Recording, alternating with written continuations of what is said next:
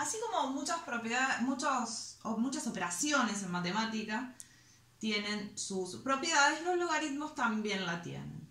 Vamos a ver cuáles son las propiedades más importantes de los logaritmos y después, bueno, algunos ejemplos donde podemos llegar a aplicarlas. Es muy importante las propiedades porque las vamos a utilizar sobre todo en las ecuaciones.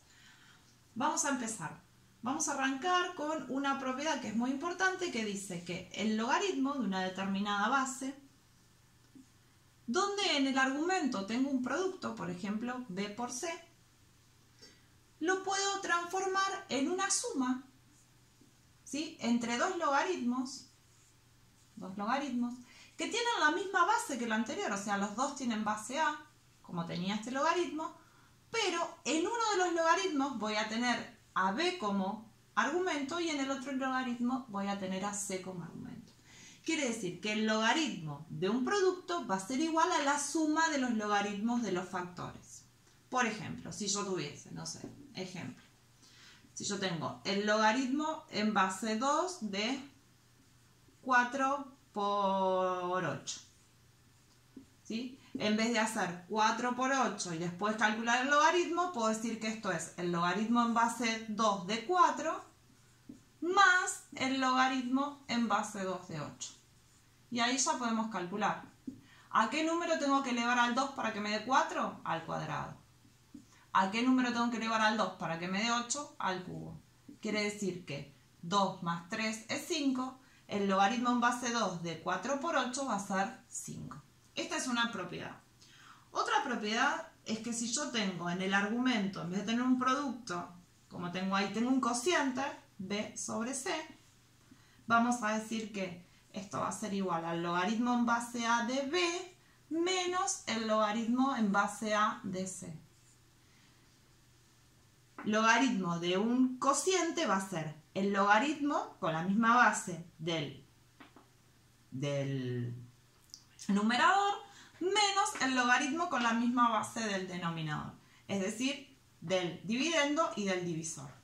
Por ejemplo, si yo tengo el logaritmo en base 2, y no como acá que tengo 4 por 8, sino que tengo 4 dividido 8. Está bien, esto lo puedo simplificar. Vamos a simplificarlo porque la verdad que queda horrible así. Vamos a poner otra cosa.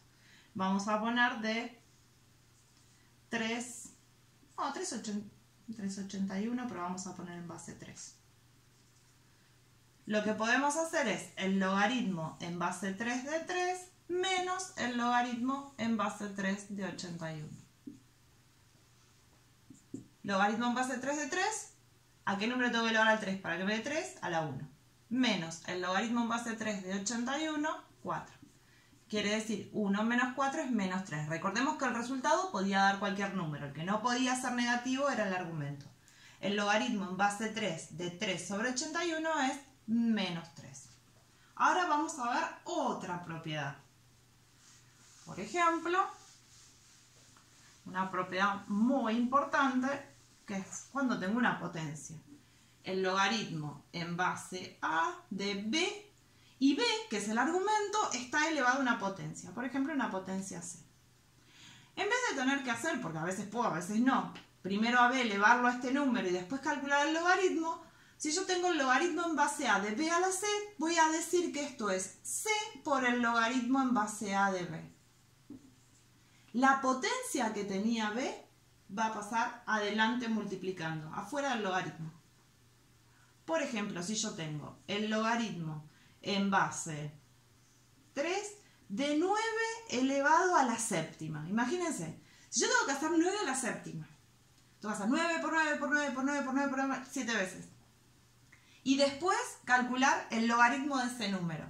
En cambio, si yo aplico esta propiedad, voy a decir que esto es el número que está acá adelante multiplicando, 7 por el logaritmo en base 3 de 9. ¿Y esto cuánto va a ser? 7 por, ¿cuánto es el logaritmo en base 3 de 9? ¿A qué número tengo que elevar al 3 para que me dé 9? Al cuadrado. O sea que esto va a ser 7 por 2, 14. El logaritmo en base 3 de 9 a la séptima va a ser simplemente el número 14. Esta propiedad es muy importante. Otra propiedad, esta sería la tercera, ¿no? De las que escribimos. No hay un orden para las propiedades. Hay una propiedad que, bueno, que ya la hicimos en un ejemplo, que dice que el logaritmo en base a de 1, ¿cuánto va a ser? Va a ser siempre 0. ¿Por qué? Porque a la base, para que me dé 1, siempre la voy a tener que elevar a la 0. Por ejemplo, el logaritmo en base 5 de 1 va a ser simplemente 0. ¿Por qué? Porque 5 a la 0 me da 1. Otra propiedad es que el logaritmo en base a de a va a ser siempre 1. ¿Por qué?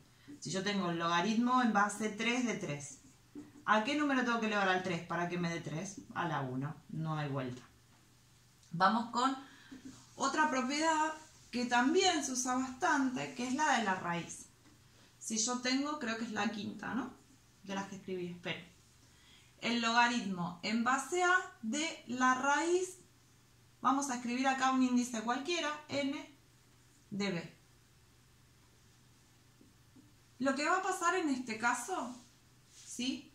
Esto va a ser el logaritmo en base a de b y el índice de la raíz va a pasar a ser el denominador, pero no el de b, el de todo. Entonces, por ejemplo, si me ponen el logaritmo en base 3 de la raíz cúbica de 9. Esto no lo podría hacer si yo no conozco las propiedades. ¿Por qué? Porque ¿cuánto es la raíz cúbica de 9? No tiene la raíz cúbica exacta al 9 como para que yo pueda hacer 3 elevado a ese número, elevado a un determinado número y me dé ese número irracional. Si en cambio yo aplico esta propiedad, voy a decir que esto es el logaritmo en base 3 de 9 y este 3 de acá, este va a pasar a ser el denominador acá abajo. Entonces, logaritmo en base 3 de 9, ¿cuánto es? ¿A qué número tengo que elevar al 3 para que me dé 9? Al cuadrado. Esto es 2.